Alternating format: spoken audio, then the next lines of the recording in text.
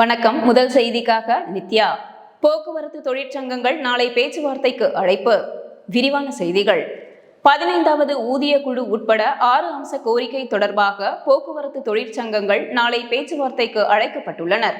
இதில் நிலுவையில் இருக்கக்கூடிய ஓய்வு பெற்றவர்களுக்கான 96 மாத ஓய்வூதிய பலன்களை வழங்க வேண்டும், அகவிலைப்படியை வழங்க வேண்டும், காலி பணியிடங்களை நிரப்ப வேண்டும் உள்ளிட்ட 6 அம்ச கோரிக்கைகளை வலியுறுத்தி போக்குவரத்து தொழிற்சங்கத்தினர் கடந்த ஜனவரி மாதம் வேலைநிறுத்த போராட்டத்தில் ஈடுபட்டனர். இந்த நிலையில் பிரதான கோரிக்கைகளை நிறைவேற்ற வேண்டும் என தொழிற்சங்கத்தினர் தொடர்ச்சியாக வலியுறுத்தி வருகின்றனர். அந்த வகையில் 15வது ஊதிய குழு அமைப்பது உட்பட பல்வேறு நடவடிக்கைகளில் தமிழக போக்குவரத்து துறை ஈடுபட்டு வரக்கூடிய நிலையில் மற்ற கோரிக்கைகளை நிறைவேற்றுவது தொடர்பாக தொழிலாளர் நலத்துறையினர் சார்பில் மேற்கொள்ளப்படக்கூடிய இந்த முத்தரப்பு பேச்சுவார்த்தை தொழிற்சங்க பிரதிநிதிகள் கலந்து கொள்ளுமாறு முறைப்படி அழைப்பு விடுக்கப்பட்டுள்ளது.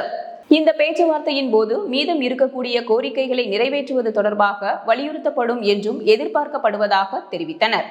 இதனைத் தொடர்ந்து நாளை மதியம் 3 மணி அளவில் தேனாம்பேட்டை DMS வளாகத்தில் இருக்கக்கூடிய தொழிலாளர்கள் நல அலுவலகத்தில் தொழிலாளர்கள் நலத்துறை இணை ஆணையர் தலைமையில் பேச்சுவார்த்தை நடைபெற உள்ளது.